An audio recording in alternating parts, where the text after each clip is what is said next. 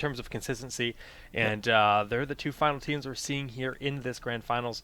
Now, we have 9 out of 10 of our players. This is going to be a best-of-5 series. First map is Dragonshire. Yes. Yes, yes, yes. And we do have Arthlon hopping in there, so I just got to figure out who is... I think that is top seed, so let's see. SMG. Sorry, guys. We're just sorting out some lobby stuff, and we will be getting the draft to you in just a moment. Yep, all right. We're going. We're heading on in. So, we're starting out on Dragonshire. Bit strange. Usually, it almost always defaults to it's Cursed 50. Hollow. It's kind of like 60-40 between Dragon and Cursed. I guess it's... But the last...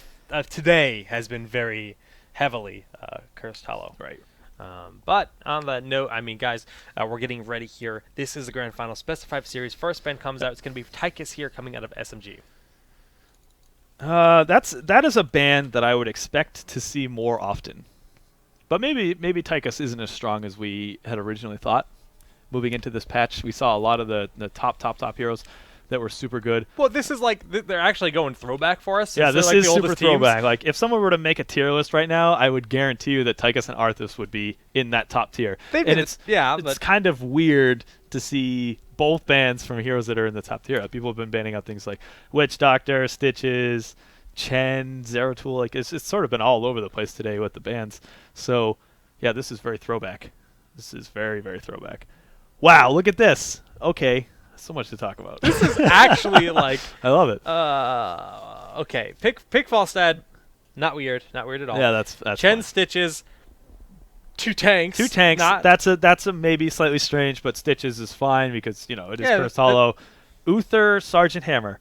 First of all, almost never see SMG even play Hammer. It's going to be Arth. It's got to be Arth, right? Yeah, it could be Soldier. It could be Soldier too. Those two have probably the most varied hero pool. Versatile. They are... they play so many heroes. Yeah. And at a very high level. I mean, all of these guys can play all the heroes. So that's not what we're trying to say at all. It's just what we've seen so far from these guys in terms of competitive play, in terms of matches that we have watched or casted.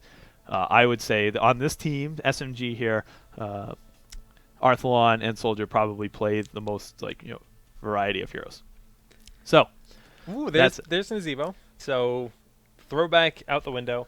Nazeebo, I know, right? The new meta. And Vala picked surprisingly late too. So.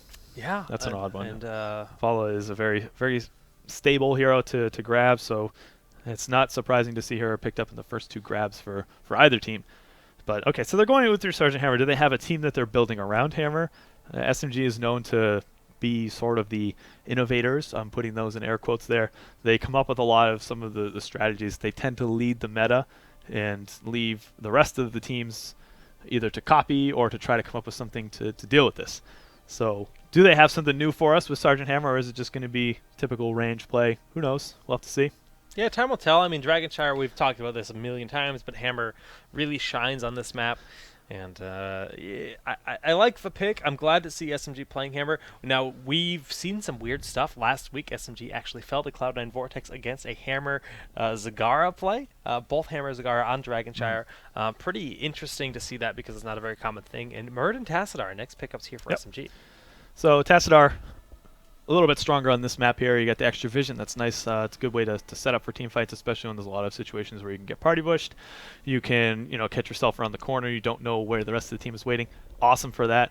Gets the extra range and a fairly low cooldown on that side storm there, which is great for stalling out those tributes. Tassadar makes complete sense. Muradin is just a solid hero in this current meta here. They're probably just looking at their options to say, okay, they've taken Arthas from us. They've taken Chen, Stitches. Don't really have a lot of choices left in terms of tanks. They're certainly not going to be grabbing a Nubarak. They're not grabbing Diablo. They're not grabbing ETC. Tyrael's not going to happen. No. So they're left with Muradin. That's fine.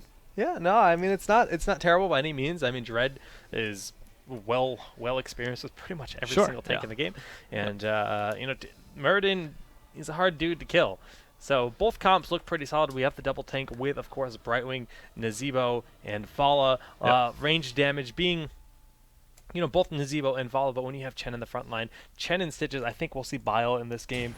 It's not that Gorge is out of the question. I just think Bile makes a bit more sense. It's super good on this map, too. I always like to see the Bile play. And Oh, no, sorry. I'm just thinking of Cursologies. It's still fine in this map. I think a little bit less effective just because of the open areas. It's easier to walk outside of it to get to where you need to be. True. But it's still good. It wouldn't surprise me at all to see it. So, Brightwing was the final pickup for Glorious here. Kubi. This is the grand finals of This the is, I know. Alpha tournament. This is the final one. The well, final one for the Alpha. Actually, there's still one more. ESL's tomorrow. So we might have lied. But it's okay. We're hyping it up, boys. Now, 3 days until the beta, guys. If you have not signed up for the beta yet, go to heroesofthestorm.com and sign up for the beta there, or battle.net and check your beta profile settings. So just click that checkbox for Heroes of the Storm. Absolutely. Beta will be starting in just 3 more days. But Kubi, yes, absolutely. On the blue side, we have Symbiote Gaming, and for them we have Dreadnought on Muradin. Look at this pig KO pile. will be playing Falstad, Mad Timmy on Uther, Soldier on Tassadar, and rounding out we have Arthlon on Sergeant Hammer. So you were right, it was Arth. Pig pile. Now, Dread always rides the golden leader pig while his peasant pigs follow. They are so very shiny. On the other half of the map, Glaurung is on Stitches. Look at that. Look at that just kind of call play. And oh my god, they're picked so far out of position. They tried to go for an immediate read, but all 5 of them rotated down to the bottom and just eliminated Glaurung. Hey, Jake. Hi, Kubi. I didn't even get to I was going to say, you want to introduce Glorious? No, they've lost their chance. That was kind of a cool little play. I'm not really sure why they thought they'd be hanging that far back. I don't know. But Glorious, I'm going to do this all game. Glaurung with the cheeky play, trying to get that hook over the wall there. Cheeky. Cheeky. So cheeky. It was fun, but I actually haven't seen Glaurung play Stitches at all. Jake, introduce the team. Okay. Glaurung, the guy that just died, is oh my gosh. Vala is being played by Cthon Luck. We have, of course, Nirak here playing Brightwing, Nazebo by Syracuse, and a nice hook on Arthlon, followed by that Wall of the Dead. The last instruction's going to have to wait, and as they fall back, it's going to be ZPs playing as Chen as Storm Cell. Fun sloppiness. Fun stuff. Yeah, that was sort of one of the wackier, fastest kills I've seen. I was like, what did that happen within the first like, 20 seconds? Is he going to die again? Now the heals are coming down on him. He has as much sustain as he could possibly get this early. KO is actually quite low, too. That hook probably would have resulted in a kill, too. Oh, yeah. So he was dancing on the edge of death there, but, could have secured a kill for his team. Would have been cool. Cthon Luck is here, but Tassadar is on his way. Soldier throwing down the side storm and just trying to stall him out here. Both shrines remain in favor of Glorious at the time being, and we see Oracle being used to make sure that Soldier is safe staying in this mid lane. Nicely done, but bottom lane should be capped here by SMG. Yeah, okay, let's talk about some of the talents that were picked up. We just hit level 4 for both teams. Yep. And we have, I'm going to guess that's refunded mana on the hammer. Yes, it is. So we're going to semi-hammer build for Dreadnought's Muradin there. Everything else is pretty standard picks. Yeah, we got the Oracle upgrade that reduces the cooldown, so you'll be able to use it a little more often. Glaurung, okay. This one would have kind of thrown me for a loop if I was going to try and predict what the rest of his build would look like. He opted to go for the extra heal on his Devour, but then has taken the trait upgrade at level 4, which is every auto attack allows for. But double tank, though, you need a little bit more damage? Yeah, no, that makes sense. I just, why he wouldn't take one of the slam upgrades for level 1. That's just what I would think. But also, ZP's has opted to go for a bit more damage. Mad Timmy gets hooked, but it doesn't look like it's going to be of consequence. Yep. The hook poly is scary. Yeah. And it's going to get scarier once we see Criterize be picked up at level 16. But until that point in time, I mean, it's still a really nice disable force. I mean, if you hook poly Avala, she can't tumble. Like, there's a lot of really nice, strong things that go in with that. Now, both shrines been taken here by SMG, but the middle lane, a lot of presence here for Glorious. And, both teams just kind of... Ooh, actually... You hooked your camera. How did you do that? Oh, my. Yeah, Soldier under a bit of pressure there with that hook. They weren't going to get that kill, but it's sort of something that either makes him fall back to take as well, or he has to hearth back entirely, which can cost the team a bit of experience in the mid lane. So it's a nice play. You spend a bit of mana, but you're gaining that level lead. And we see both shrines going to Glorious. Is that the case? Yeah. Yeah, it looks like Mr. Chen and Nirak are going to be picking these up. Now that Dragon Knight is available, yet we have Tassadar again guarding. Tassadar can stall for days, so you really need to have some kind of a rotation come up. And that's exactly what we saw. We did see the Vol rotate up, but then that leaves the bottom lane a bit exposed.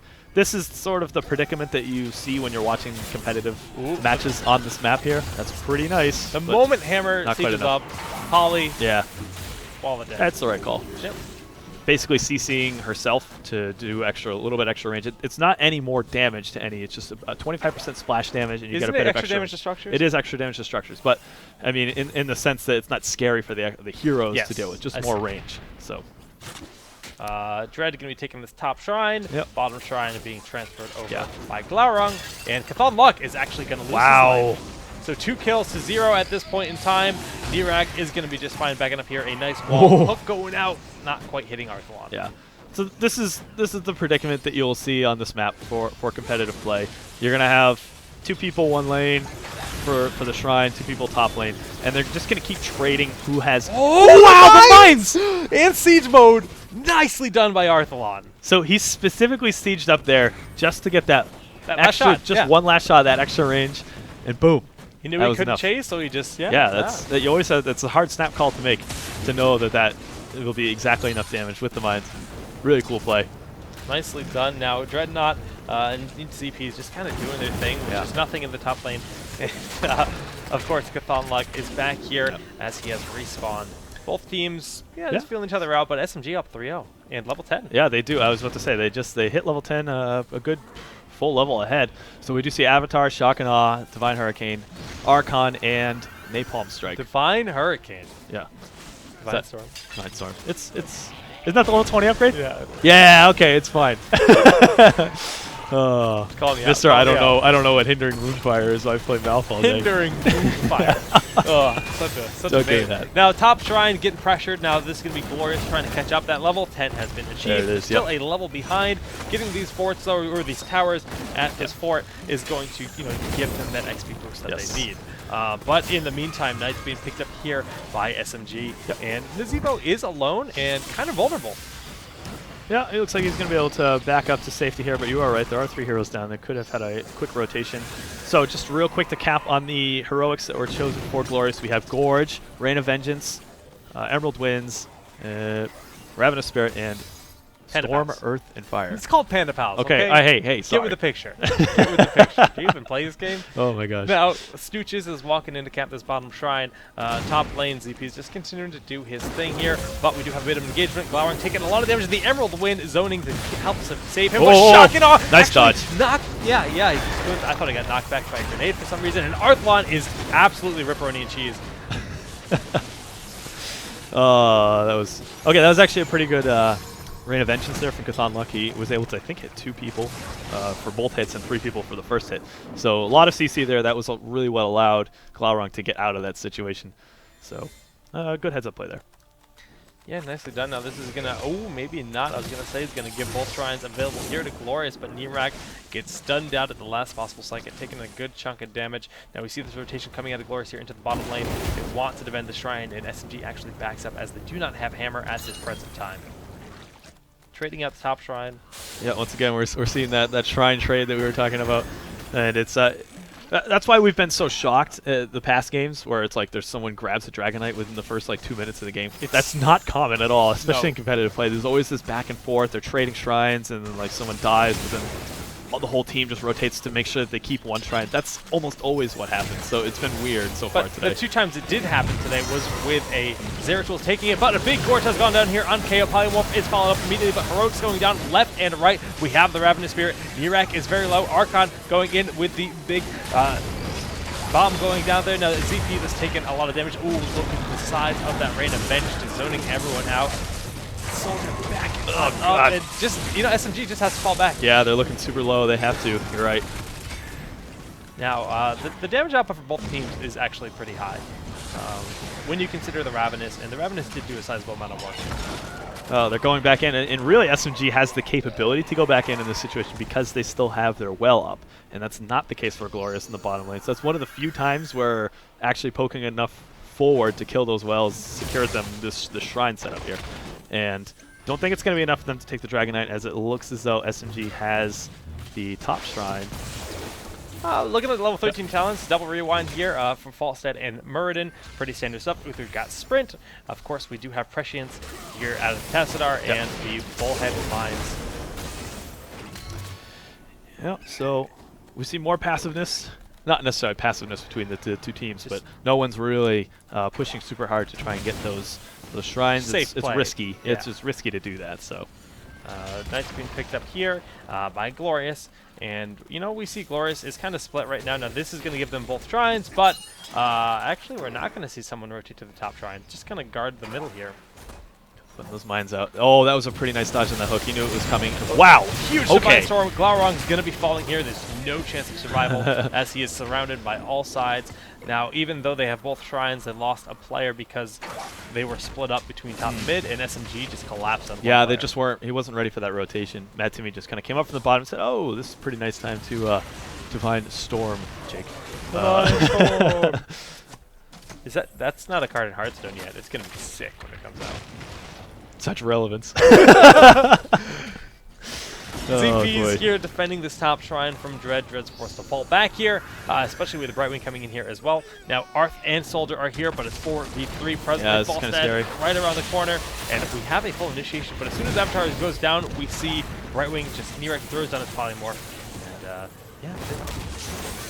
All 3 DPS fighting below the shrine, the 2 tanks in the shrine.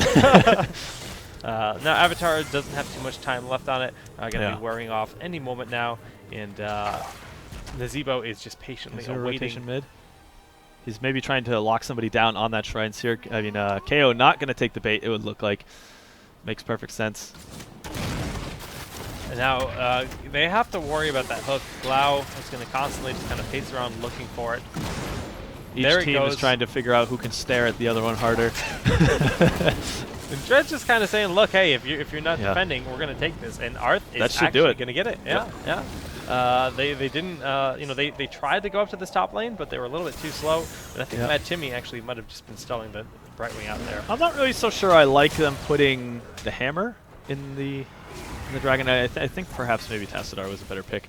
But maybe just things weren't working out in terms of who was available to grab it at the time. But I just think hammer is going to have more of an impact in terms of sieging than Tassadar will. It's a very good point to make. But either way, I mean, they're going to get a fort out of this, and I'm not sure how much more that would have get done either. In the end. Yeah, that's true.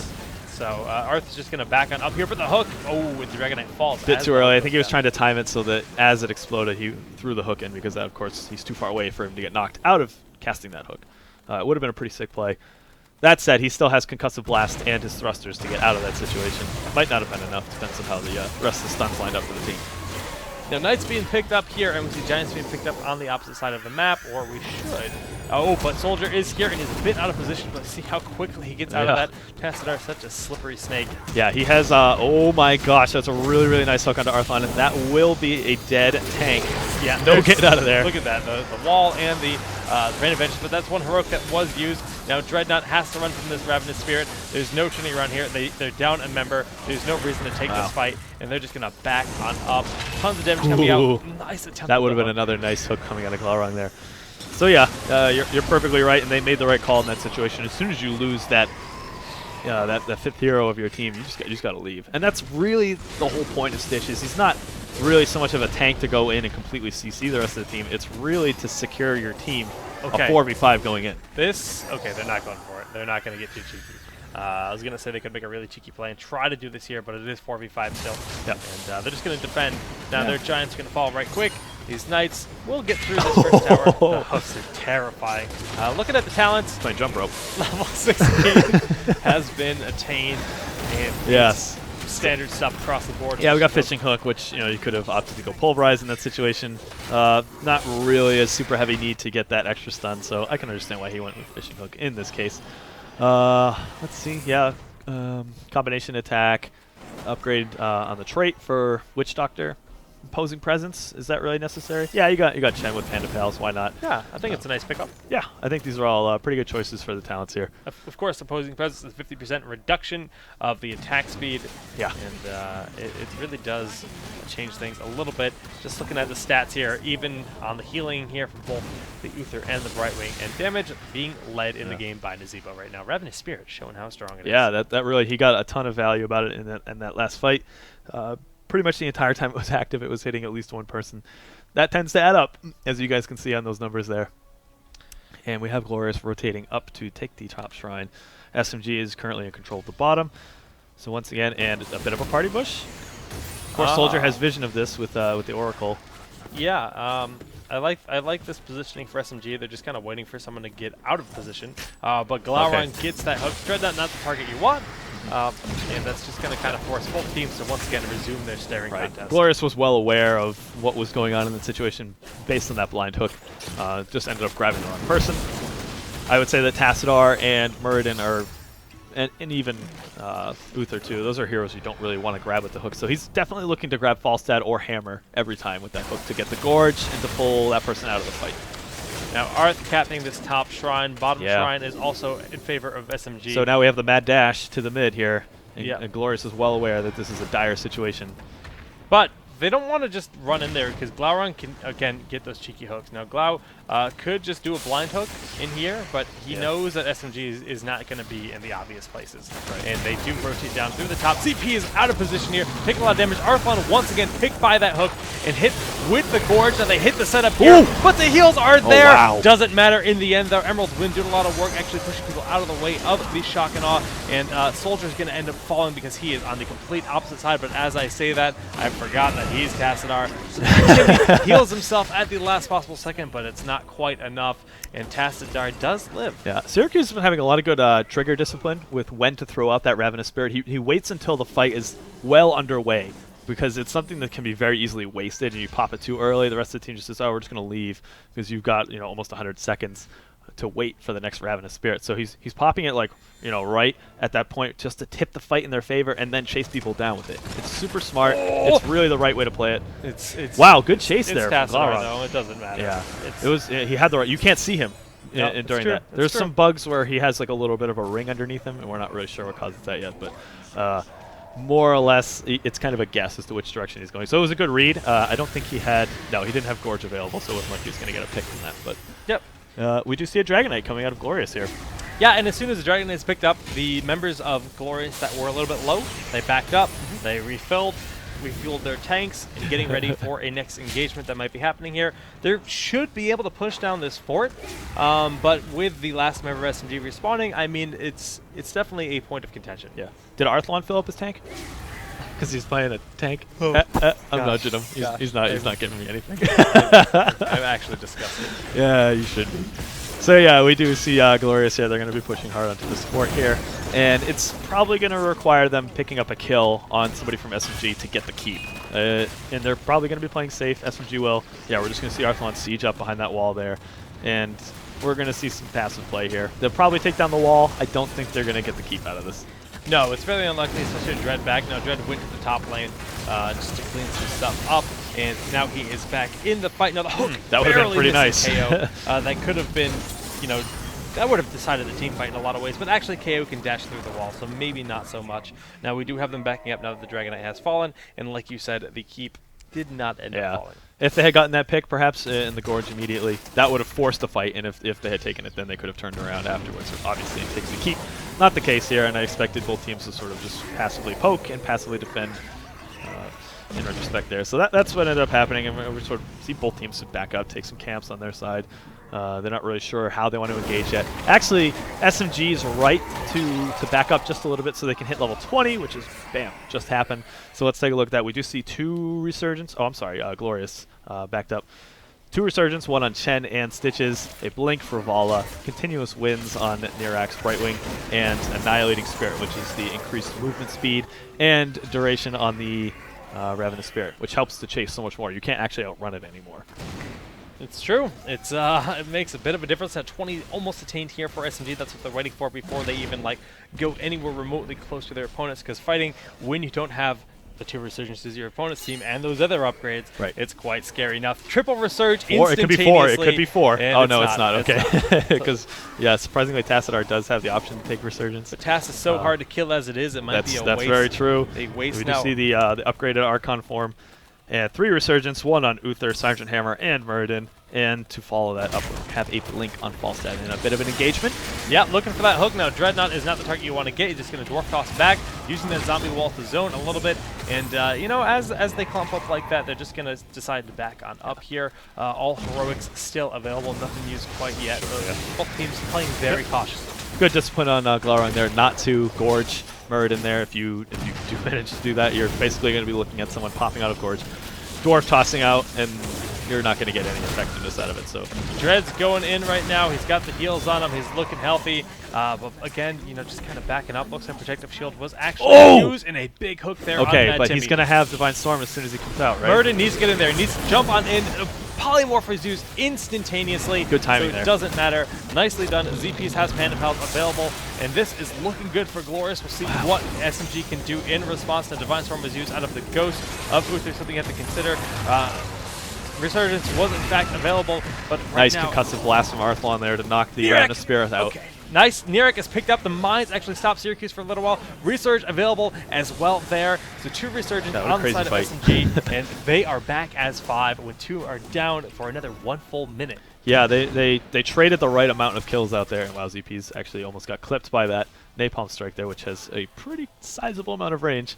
Yeah, we see some, not really, oh, it is Mercs. There's 1 left from the Knights in that top lane there. Just that guy. So Get some extra not a lot of pushing power on its own, but there is a full wave there, which may end up taking that fort out. But this Dragon Knight, that's the story right now. We're 20 minutes into the game, and that means the Dragon Knight is going to hit like a truck. A nice hook there. Yeah, nothing too crazy. But just get out of my game and walk on down to these. Now, each of these towers, a good chunk of XP. And look at this. It says he takes out the wall. And he you're going to hook me up here? I'll just bash my through it. He's the Kool-Aid man. That's what he is. He's the Kool-Aid man. I love it. I love it. Now, that's the first keep of the game going down in favor of SMG. And in SMG fashion, they go straight towards the core here. They're doing it. All 5 members are, in fact, available. Heroics, 3 are on cooldown on the side of Glorious, but 4 on cooldown. The red stuns. Arthlon is sieged up, poking away at it. I think that's going to be enough. Is it going to be enough? Shockanaut goes down. Dark Archon is there, smacking everything he has. Mentimi trying to get out of there. Sprint being absolutely obnoxious. And that's going to be it, like you said. Yep. Called it right, guys. Give him a round of applause. That's I'm just teasing you. That is so sarcastic. That's the most sarcastic clap of all time. So salty right now. 1-0 lead here for Symbiote Gaming, guys. That was fun. That was a fun game. Back and forth game, yeah. The hooks were good. Oh, your stim packs are I was like, oh my god, what is this? You better renew those stim packs, Scooby. Oh goodness. Yeah. What a game. Yeah. What a game. So Dragonshire Game 1, this is the best of 5 series. SMG yes, it is. Takes the 1-0 lead. Do we see Glorious do the salty run back? Are we going back to Dragonshire? Hammer's doing pretty good this tournament. I think I think they're gonna go somewhere weird. I think we're gonna see Blackhearts or Mines. Well, okay. So the way that the map striking works is, what is it? I think yes, the winning team can strike out 1 map entirely. Then from the final 4, Glorious can pick. So SMG has a bit of a history of not wanting to play on Blackhearts ever. And Glorious is really good on Blackhearts. So they'll probably strike They're probably going to strike out Blackhearts. So we may see them go to Mines if they have a particularly strong mine strategy that they've been developing over the past week or so. That said, we're probably either going back to Dragonshire or Cursed Hollow. We'll see.